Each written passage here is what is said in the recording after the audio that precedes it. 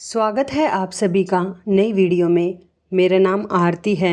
मेरी ये दुख भरी कहानी मेरी मनहूसियत का सबसे बड़ा सच है। मैं एक ऐसी लड़की हूँ जिसकी ज़िंदगी में दुखों के अलावा कुछ नहीं। मैंने बाहर की दुनिया नहीं देखी थी और ना ही मुझे लोगों से मिलने दिया जाता था। मेरी उम्र 22 साल है। मैं जवान हो चुकी थी, मगर मेरी माँ मेरी शादी नहीं करा रही थी। मैं अपनी माँ से बहुत तंग आ गई थी, बल्कि वह मुझे घर से बाहर तक नहीं जाने देती थी। मुझे घर में हमेशा ही कैदियों की तरह कैद करके रखा जाता था। एक दिन मैं माँ से छुपकर एक मंदिर में प्रार्थना करने चली गई। वहाँ पर मैंने एक बाबा को देखा। मैंने उन बाबा से कहा, बाबा जी मेरे लिए प्रार्थना कीजिए, मैं बहुत परेशान हूँ। मेरी माँ मुझे घर में कैद करके रखती है, यहाँ तक कि मेरी इस जवानी की उम्र में वो मेरी शादी तक नहीं करना चाहती। मगर जैसे ही उस बाबा ने मुझे देखा, उसकी आंखें लाल हो गई और वो चीखते हुए कहने लगा, तेरी वजह से तेरे घर वालों पर मुसीबतों के पहाड़ टूटने वाले हैं। जा, तू यहाँ से चली जा। वो बाबा अपनी जगह से उठकर भाग गया। मैं बहुत परेशान हो गई थी। मुझे लगा यह बाबा पागल है।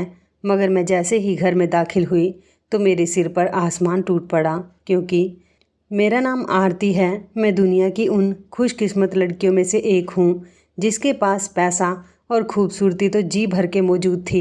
लेकिन कहते हैं ना कि दुनिया में कोई भी पूरे तरीके से खुशकिस्मत नहीं हो सकता। मेरे साथ भी कुछ ऐसा ही हुआ था। खूबसूरती की वजह से मेरी माँ को हमेशा मेरी फ़िक्र ही लगी रहती थी। ना वो मेरी शादी करना चाहती थी और ना ही वो मुझे कहीं आने जाने देती थी।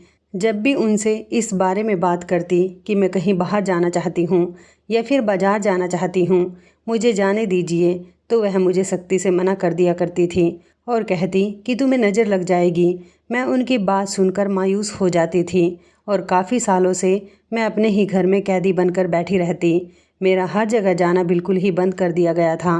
वजह सिर्फ ये थी कि मुझे नज़र लग जाएगी, लेकिन पहले ऐसा बिल्कुल नहीं था।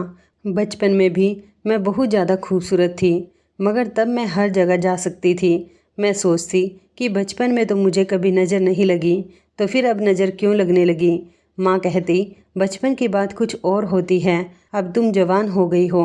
मेरे दिन यूं ही घर के काम और उदासी में गुजर रहे थे, क्योंकि मेरी ज़िंदगी में रोज़मर्रा के रूटीन के अलावा और कोई काम नहीं था। पढ़ाई भी मैंने बहुत साल पहले ही छोड़ दी थी। इन्हीं दिनों मेरे घर वालों ने मेरे बड़े भाई की शादी तय कर दी थी, तो घर में रौनक लग गई। वैसे तो एक बहन अपने भाई की शादी पर बहुत ज़्यादा खुश होती है, लेकिन मेरी खुशी तो इस वजह से भी ज़्यादा थी कि मुझे अपने दोस्तों और बाकी ख़ानदान की लड़कियों से मिलने का मौका मिल रहा था और मैं उनसे बहुत सारी बातें भी करूँगी। इसलिए तो मेरी खुशी के ठिकाने ही नहीं थे। मगर जैसे ही मेहमान हमारे घर में रहने के लिए आने लगे, तो मेरी माँ ने मुझे सख्ती से मना कर दिया और कहा कि किसी से भी ज़्यादा दोस्ती करने की कोई ज़रूरत नहीं। अगर वो तुम्हें बाहर ले जाने की जिद करे तो तुम साफ इनकार कर देना, मुझे जवाब देने की ज़रूरत ना पड़े। मैं मायूस होकर रह गई, लेकिन फिर भी मैं खुश थी। मेहमान घर आकर रहने लगे तो मेरे कुछ कजन्स ने ही मुझसे कहा कि चलो शॉपिंग करने चलते हैं, मगर मैंने माँ की बताई गई बात पर गौर करते हुए उन्हें मना कर दिया। पहले दूसरे दिन मना करने के बाद तीसरे दिन वो मुझे ज़बरदस्ती अपने साथ ले गए। वैसे तो उनकी ज़बरदस्ती ज़्यादा नहीं थी, मगर मैं खुद भी उनके साथ जाना चाहती थी, क्योंकि उस दिन मेरी माँ भी घर पर नहीं थी। मैंने सोचा कि मैं चली जाऊँ। ठीक हुआ माँ घर पर नहीं हैं, इसलिए उनको पता भी नहीं चलेगा, क्योंकि उन्हें शाम को वापस आना है और शादी के मौके पर घर के काम ही इतने ज़्यादा होते हैं कि उन्हें मेरी तरफ ध्यान देने का मौका भी नहीं मिलेगा। बहुत दिनों बाद मैं घर से बाहर निकलकर बाज़ार आई। मुझे हर चीज़ नई और खूबसूरत लग रही थी। मैं बहुत खुश दिली से हर चीज़ को देखते हुए अपने लिए ख़रीदारी भी कर रही थी। अभी मुझे बाज़ार आए हुए कुछ ही वक्त हुआ था कि मैंने एक जगह पर देखा जहाँ पर लोगों की भीड़ लगी हुई थी। मैंने सोचा, यहाँ ऐसा क्या हो रहा है जो लोग इतनी भीड़ लगाए हुए खड़े हैं।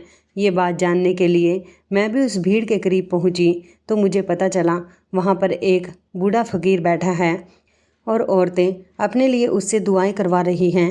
मैंने एक औरत से पूछा, यहाँ क्या हो रहा है? तो वो बोली, ये एक बुजुर्ग बाबा है जिसके लिए भी यह प्रार्थना करते हैं, उसके सारी दुख दुविधाएं ख़त्म हो जाती हैं। मुझे भी बड़ी हैरानी हुई, क्योंकि मैंने माँ से कह दिया था कि मेरे और भाई की शादी इकट्ठी कर दे, मगर माँ ने मुझे डांट कर चुप करा दिया। जबकि मेरी शादी की उम्र हो चुकी थी, मेरी उम्र 22 साल हो चुकी थी। मैंने सोचा कि इन बाबा से मैं भी अपने लिए कुछ दुआ करवाती हूँ, क्या पता मेरी विनती भी मेरे ईश्वर सुन ले। मैंने उस बाबा से अपने बारे में बात की तो बाबा ने चीखते हुए कहा। वो पहले तो मेरा चेहरा देखकर उनकी आंखें लाल हो गई, फिर बोले, तेरी वजह से तेरे घर वालों पर मुसीबतें आएंगी, तू अपने साथ सबको ले जाएगी, तेरी वजह से तेरे घर वालों की भी ज़िंदगी बर्बाद हो जाएगी। उस बाबा की बातें सुनते ही मेरा दिल डर गया और मेरा शरीर कांपने लगा। आसपास खड़ी औरतें भी मुझे अजीब अजीब नज़रों से देखने लगी। मैंने हैरत से उस बाबा को देखा और खामोशी के साथ वहाँ से वापस आ गई। शॉपिंग करने के बाद हम सब लोग घर पर आ गए, लेकिन जैसे ही मैं घर पर आई तो पूरे घर का मंजर देखकर मेरी तो जान ही निकल गई। हर तरफ लोग बैठे हुए रो रहे थे। घर में एक मातम सा छाया हुआ था। किसी भी तरह से यह शादी का घर नहीं लग रहा था, बल्कि ऐसा लग रहा था जैसे यहाँ पर किसी की मौत हो गई हो। मेरा दिल मुट्ठी में आ गया था। मैं चाहती थी कि जब मैं घर वापस आऊँ तब तक मेरी माँ वापस ना आए, मगर उन्हें तो पता चल गया था कि मैं घर से बाहर गई थी। मुझे काफ़ी शर्मिंदगी हुई। मेरे साथ बाकी सब कजन्स भी परेशान हुए और फिर हमें पता चला कि मेरी जो मासी थी, जिनका घर हमारी गली में ही था, उनकी मौत हो गई है। मेरी मासी जवान थी, इसलिए जवान मौत का दुख बहुत बड़ा था। सब तरफ उदासी सी छाई हुई थी। शादी भी कैंसिल हो चुकी थी।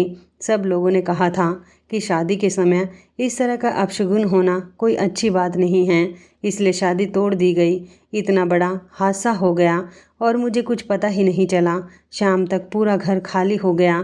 कुछ देर पहले जहाँ शादी की तैयारियों की रौनक लगी हुई थी, वहीं अब पूरा घर खामोश होकर रह गया था। फिर मेरी माँ मेरे कमरे में आई और कहने लगी कि तुम मेरी इजाज़त के बगैर बाहर क्यों गई, और मुझ पर चिल्लाने लगी। मैंने कहा मैं नहीं गई थी, बल्कि वही सब लोग मुझे अपने साथ ज़बरदस्ती लेकर गए थे। मेरी माँ को मुझ पर बहुत गुस्सा आ रहा था। उन्होंने कहा कि आज से 10 दिन तक तुम अपने कमरे से बाहर तक नहीं निकलोगी। मैंने कहा हाँ, वैसे भी मैं इस घर के अंदर ही रहती हूँ। तब माँ एकदम से बोली, हाँ लेकिन अब तुम कमरे से भी नहीं निकलोगी। ये सुनकर मेरा दिमाग ही चकरा गया। लेकिन मैंने गलती की थी तो मुझे उसकी सज़ा भी मिल रही थी। मेरी माँ किसी भी तरह मेरी सज़ा में कोई रियायत नहीं करने वाली थी और मैं खामोश होकर अपने कमरे में ही पड़ी रहती थी। उन 10 दिनों तक मुझे उस बाबा की बातें याद आती रही। क्या मेरी काली किस्मत की वजह से ऐसा हुआ है? ये सोच आते ही मुझे खुद से भी डर लगने लगा था। मैं 10 दिन तक अपने कमरे में बंद ही रही। बाहर कदम तक मैंने नहीं निकाला। घर वाले मुझे कमरे में ही खाना पीना देकर चले जाते थे। जब 10 दिन बाद मैं कमरे से बाहर निकली तो कोई मेरी तरफ देख भी नहीं रहा था। हर कोई अपने अपने कामों में बिजी था। मुझे लगा मैं किसी गलत घर में आ गई हूँ या फिर ये लोग मुझे देख नहीं पा रहे। मैं 10 दिन बाद कमरे से बाहर निकल आई हूँ। न मेरा कोई भाई बहन मुझसे कोई बात कर रहा था, ना ही उन्हें मेरे बाहर आने की खुशी हो रही थी, बल्कि मेरे भाइयों ने तो मुझे देखकर मुंह बना लिया था और उनके चेहरे पर गुस्से की लकीरें साफ नज़र आ रही थी। ये बात मुझे हैरत में डाल रही थी कि आखिर ऐसी क्या बात हो गई। माना कि घर से बाहर निकलकर मैंने गलती की थी, लेकिन इस गलती की मुझे सज़ा भी मिल चुकी थी। फिर अब तक सब लोग मुझसे नाराज़ क्यों हैं? क्या वो शादी में मौत की वजह मुझे समझ रहे हैं? मैं उन्हीं सोचों में गुम हो गई थी। तभी मेरी माँ मेरे पास आई और एक चादर देकर कहने लगी, अब तुम्हें ये चादर हर वक्त पहन कर रखनी है। मैंने हैरानी से उस चादर की तरफ देखा। मैंने कहा, माँ अब तो मैं अपने घर के अंदर ही हूँ और यहाँ कोई गैर भी नहीं रहता, सब मेरे अपने ही हैं, तो फिर मुझे चादर में ढक कर रहने की क्या ज़रूरत है? माँ ने कहा, ज़्यादा अपना दिमाग चलाने की ज़रूरत नहीं, जो तुम्हें करना था वो तुमने कर दिया, तुम्हारा तो कुछ भी नहीं बिगड़ेगा। माँ का रवैया इतना सख्त था कि मैं कुछ पल के लिए गूंगी हो गई। मेरी माँ ने कभी मुझसे इस तरीके से बात नहीं की थी। मैंने खामोशी से वो चादर लेकर खुद ही अपने ऊपर ओढ़ ली। शाम से पहले ही मेरी माँ ने कहा कि दोबारा अपने कमरे में वापस चली जाओ। आज के बाद तुम्हें अपनी ज़िंदगी में यही रूटीन बना लेना है। सुबह 10 बजे से पहले अपने कमरे से बाहर नहीं निकलना और शाम होने से पहले ही अपने कमरे में वापस चली जाना। उनका हुक्म सुनकर मैं दंग रह गई। क्या ये मुझे अभी भी उस गलती की सज़ा दे रही थी? हालांकि मैं तो सज़ा काट चुकी हूँ, मगर मैंने फ़िलहाल अपनी माँ से कोई बहस नहीं की, क्योंकि मैं जानती थी उस वक्त सभी लोग मुझ पर गुस्सा करेंगे। मैं खामोशी से अपने कमरे में लेटी हुई थी। अचानक रात के वक्त हमारे घर में झगड़ा शुरू हो गया। उनकी आवाज़ों की वजह से मुझे नींद नहीं आ रही थी, क्योंकि इतना शोर और ऊंची आवाज़ में मुझे नींद नहीं आती। हमारे घर में कोई भी ज़्यादा ऊंची आवाज़ में बात नहीं करता था। मुझे सबकी आवाज़ सुनाई नहीं दे रही थी, लेकिन मैं इतना अंदाज़ा लगा सकती थी कि किसी बात पर बहुत ज़्यादा बहस हो रही थी। आखिर वो लोग किस बात पर बहस कर रहे थे, मैं ये भी नहीं जान सकती थी, क्योंकि माँ ने मुझे कमरे से बाहर निकलने से मना किया था। जैसे ही सुबह हुई, मैंने बाहर निकलकर सबसे पूछा, रात को हमारे घर में झगड़ा क्यों हो रहा था। मैंने सबकी आवाज़ सुनी थी, मगर मेरी बात का इस बारे में किसी ने कोई जवाब नहीं दिया, बल्कि मुझे झकझोर कर रख दिया और कहा कि तुम्हें अब किसी भी बात से कोई मतलब नहीं होना चाहिए। तुमने जो गलती की है उसका नुकसान अब हम सब भुगतेंगे। दोबारा मुझे इस बात का ताना दिया गया। इस बार मैंने ही सब्र का घूंट भर लिया, क्योंकि मैं जानती थी गलती मेरी ही है, मगर ये लोग कैसी भरपाई करने की बात कर रहे थे ये भी मैं समझ नहीं पा रही थी। इसलिए पूरा दिन गुजरने के बाद मैं अपने कमरे में गई तो मैंने खुद से फैसला लिया कि मैं घर में जो भी कुछ हो रहा है इस बारे में पता लगा कर ही दम लूँगी। आखिर मेरी वजह से ऐसा भी कौन सा पहाड़ टूट पड़ा था। मैंने घर से सिर्फ बाज़ार तक जाने की गलती की है, वो भी माँ सिर्फ मुझे इसलिए मना करती थी ताकि मुझे नज़र ना लग जाए। नज़र लगेगी तो मुझे लगेगी, इसके लिए सारा ख़ानदान मुझ पर क्यों गुस्सा हो रहा था। जैसे ही रात हुई, दोबारा मुझे अपने घर से झगड़े की आवाज़ें आने लगी तो मैं अपने कमरे को खोलकर बाहर निकल आई। वैसे तो मेरे माता पिता और बाकी सबको यकीन था कि अगर उन्होंने मुझे बोला है कि मैं बंद हो जाऊं तो मैं बंद हो जाऊंगी, क्योंकि पिछले बहुत दिनों से मैं ऐसा ही कर रही थी। लेकिन आज मैं यकीन तोड़कर कमरे से बाहर निकल आई ताकि पता लगा सकूं कि आखिर माजरा क्या है। सीढ़ियों के पास से छुपकर मैं हॉल में देख रही थी, जहाँ मेरे सारे घर वाले मौजूद थे, और उन सब के दरमियान एक आदमी था जो सर पर पगड़ी रखकर बैठा हुआ था। मेरी माँ का मुंह ऐसे हो रहा था जैसे अभी रो पड़ेगी, जबकि मेरे पिता सिर हाथों में पकड़कर बैठे हुए थे।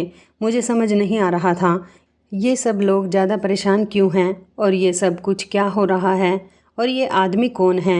मगर इतना ज़रूर समझ गई थी कि मामला बहुत संगीन है। इसी वजह से ये लोग मुझे कमरे में बंद कर रहे हैं, वरना मेरे घर वालों ने कभी भी मेरे साथ ऐसा सलूक नहीं किया। हालांकि मैं घर से बाहर नहीं जाती थी, लेकिन कभी मुझे इस तरह कमरे में बंद होने को नहीं कहा गया था। कुछ सोचकर मैं अपने कमरे में आ गई और फिर मैंने सोच लिया मैं उस आदमी के बारे में पता लगा कर ही रहूँगी। इस परेशानी की वजह से मुझे नींद नहीं आ रही थी। फिर भी मैंने सोने की बहुत कोशिश की, लेकिन कुछ देर बाद मुझे नींद आ गई। सुबह मेरी नींद खुल गई, क्योंकि माँ ने मुझे बाहर निकलने से मना किया था, इसलिए मैं उनकी बात ना मानकर बाहर निकल आई। आखिर सुबह सवेरे मुझे कमरे से बाहर ना निकलने का हुक्म क्यों दिया गया था, यह देखकर मैं हैरान रह गई कि मेरे परिवार के जितने भी सदस्य हैं वो सुबह 8 बजे से 10 बजे के दरमियान उठते थे। आज वो सुबह सवेरे ही उठकर बाहर निकले हुए थे, और वो आदमी भी उठकर रो रहा था। ये मेरे घर में क्या हो रहा था मुझे कुछ खबर नहीं थी। किचन से भी आवाज़ें आ रही थी, इसका मतलब था कि नाश्ता बन रहा है। मुझे समझ आ गई थी कि अब खामोशी से एक तरफ खड़े रहकर तमाशा देखने से कुछ नहीं होने वाला, इसलिए मैंने सबके सामने जाने का फ़ैसला कर लिया। लेकिन मुझे नहीं मालूम था सबके सामने इस वक्त जाने का फ़ैसला मेरे लिए किस कदर गलत साबित होगा। जब मैं उस आदमी के सामने गई और उससे कहा कि आप कौन हैं, मैंने तो आपको पहले कभी नहीं देखा। मेरी आवाज़ सुनते ही घर के सभी लोग हैरान होकर मुझे देखने लगे। मेरी माँ के हाथ से दूध का बर्तन छूट गया। फिर मैंने अपने सारे घर वालों की तरफ देखा। मैंने कहा कि आप लोग इस आदमी से इतना क्यों डर रहे हैं, कौन है ये आदमी। मैंने कल रात भी आप लोगों को देखा था। अभी मेरा सवाल पूरा नहीं हुआ था कि मेरी माँ ने आगे बढ़कर मुझे एक ज़ोरदार तमाचा मार दिया और कहा कि बदतमीज़ लड़की, अपनी माँ की बातों का मान रखना भी भूल गई हो क्या तुम। मैंने कहा था कि अपने कमरे से बाहर नहीं निकलना, मगर तुमने हमारे सर में खाक डलवाने में कोई कसर नहीं छोड़ी। अभी मेरी माँ की बात पूरी नहीं हुई थी कि उस आदमी की आवाज़ पूरे घर में गूंजी। वो कहने लगा, मैं तुम सब लोगों को जेल करवा दूंगा। तुमने इस लड़की को मुझसे छुपाकर अच्छा नहीं किया। अब इस लड़की को मुझसे कोई नहीं बचा सकता। मैं तो पहले ही जानता था कि ये जिंदा है। उसकी ये अजीब सी बातें सुनकर मैंने सारे घर वालों की तरफ देखा तो सब घर वालों ने मुझे लालच भरी नज़रों से घूरना शुरू कर दिया था। ऐसा लग रहा था जैसे कह रहे हों, तुमने अपने पाँव पर खुद कुल्हाड़ी मारी है। और अब मुझे भी समझ आ गई थी कि बिना पूरी बात जाने मैंने जो कदम उठाया वो मेरे लिए गलत साबित होने वाला है। पहले मुझे जान लेना चाहिए था मामला क्या है, फिर उस आदमी के सामने आना चाहिए था। मगर उसकी ऐसी बातों का हकीकत में मतलब क्या था? सारे घर वाले खामोशी से एक तरफ बैठ गए, जैसे उन्होंने कोई बहुत बड़ा जुर्म कर दिया हो। वो आदमी खूंखार नज़रों से मुझे घूर रहा था और मैं सब लोगों से पूछ पूछ कर थक गई थी कि आखिर ये सब कुछ क्या हो रहा है। मगर किसी के मुंह से उफ भी ना निकली। कुछ देर में बहुत सी गाड़ियां हमारे घर के बाहर आकर रुक गई, जिसमें बहुत से लोग जमा थे और उनके पास बड़ी बड़ी बंदूकें भी थीं, जिन्हें देखकर मेरे सारे घर वाले डरने लगे। मैं बहुत चिल्लाई कि मुझे बचा लो, ये सब कुछ क्या हो रहा है, मुझे समझ नहीं आ रहा। लेकिन मेरी किसी ने भी एक बात नहीं सुनी। सब लोग खामोशी से मुझे जाता हुआ देखने लगे। वो मुझे लेकर चले गए तो मुझे लगा आज तो शायद मेरी मौत पक्की है, क्योंकि उस आदमी की बातों से ऐसा ही लग रहा था कि वो मुझे मारकर ही दम लेगा। शायद मेरा शक कुछ गलत भी नहीं था। वो मुझे एक बहुत बड़ी हवेली में लेकर आ गए और एक अंधेरे कमरे के अंदर फेंक दिया और कहा कि आज से 2 दिन बाद तुम्हें जान से मार दिया जाएगा और मेरा बेटा बिल्कुल ठीक हो जाएगा।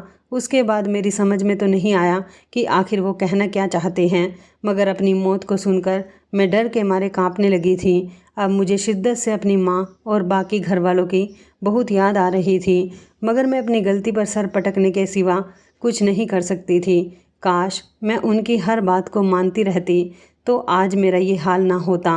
उस बुजुर्ग आदमी ने सही कहा था कि मेरी वजह से मेरे सारे घर वाले मुसीबत में फंस जाएंगे, लेकिन अब मैं रोने और पछताने के सिवा कुछ नहीं कर सकती थी और सिर्फ ईश्वर से ही मदद मांगने के सिवा मेरे पास कोई और चारा नहीं था। रात को उस कमरे में से एक बूढ़ी औरत आई। मुझे देखते ही उसकी आंखों में खून उतर आया और कहने लगी, मनहूस मारी, तुम इतने साल तक कहाँ थी? तुम्हारी वजह से मेरा बेटा बिस्तर पर पड़ा हुआ है। मुझे तो उसकी कोई बात समझ नहीं आ रही थी। मैंने उससे बहुत बार कहने की कोशिश की कि आपको ज़रूर कोई गलतफहमी हुई है, इसी वजह से ये सब कुछ हो रहा है, लेकिन वह मेरी कोई बात सुनने के हक़ में नहीं थी। उसने मुझे बहुत मारा और खाना भी नहीं दिया। सुबह होते ही मुझे खाना मिला तो मैंने भूखों की तरह खा लिया, लेकिन इन लोगों का दिया हुआ खाना खा लेना मेरे लिए गलती साबित हुई, क्योंकि उस खाने को खाने के बाद मैं गहरी नींद में सो गई और फिर उस वक्त मेरी आँख खुली जब वो लोग मुझे मारने के लिए ले जा रहे थे। ये सुनते ही मेरे रोंगटे खड़े हो गए।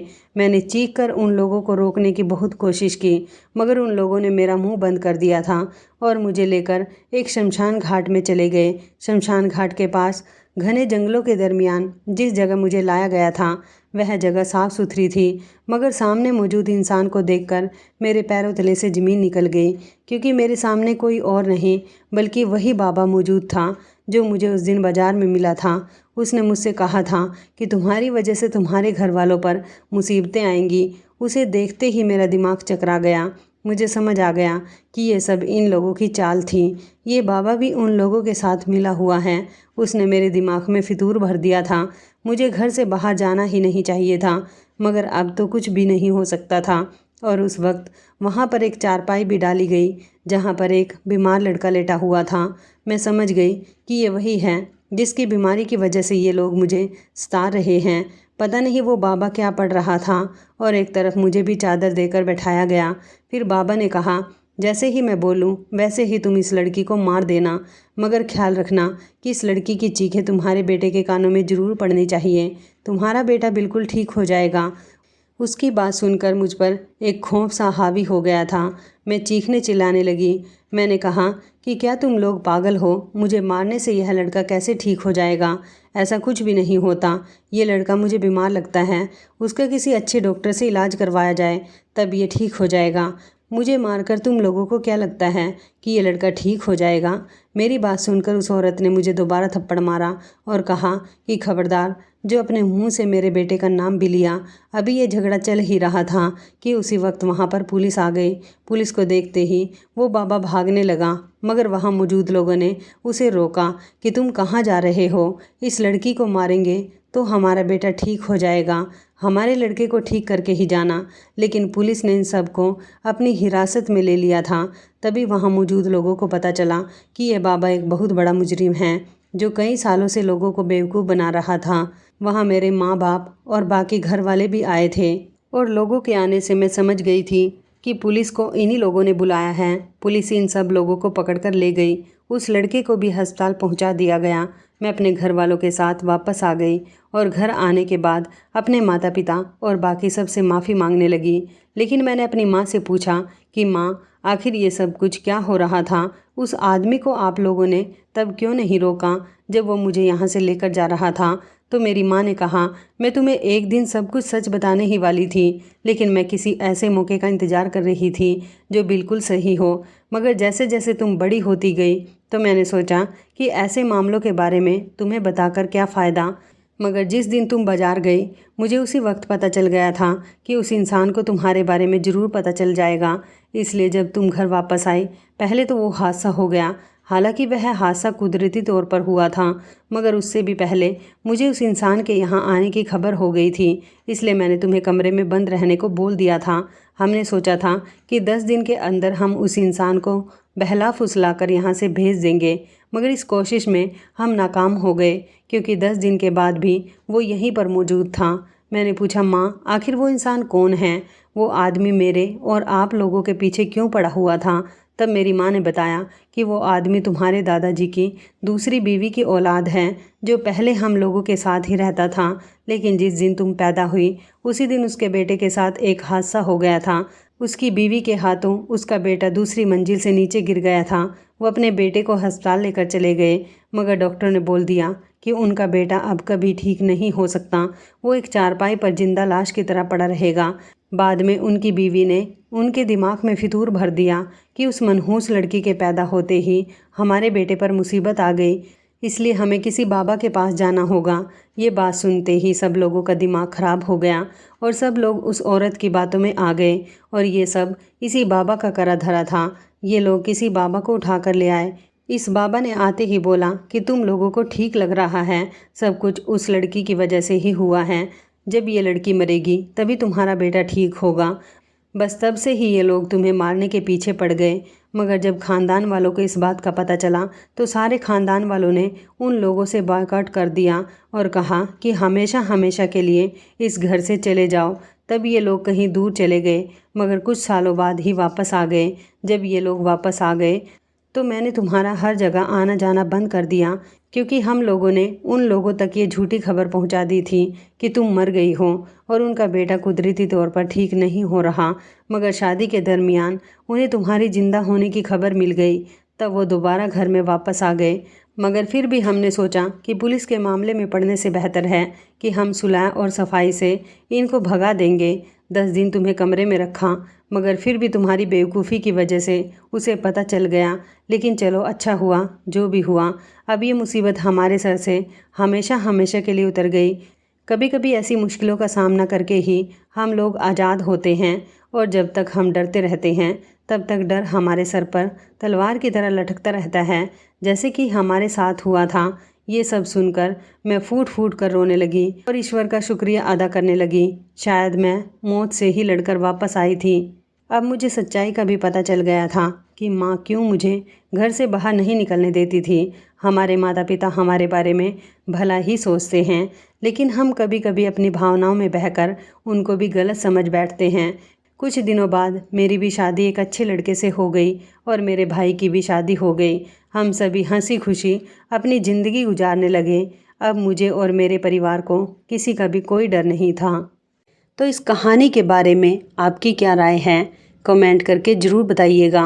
दोस्तों, आपको हमारी ये कहानी कैसी लगी, आप हमें कमेंट बॉक्स में ज़रूर बताएं। यदि आपके पास भी ऐसी कोई प्यारी सी कहानी है या फिर ऐसी कोई कहानी जिससे कुछ शिक्षा मिले, तो आप हमारे साथ उसको ज़रूर शेयर करें। दोस्तों, यदि आपको हमारी ये वीडियो अच्छी लगे तो आप हमारी इस वीडियो को लाइक शेयर ज़रूर करें, और ऐसी ही दिल को छू लेने वाली प्रेरणादायक कहानियाँ सुनने के लिए हमारे चैनल को भी सब्सक्राइब करें। यदि आप हमें फेसबुक पर देख रहे हैं तो आप हमारे फेसबुक पेज को लाइक और फॉलो ज़रूर करें।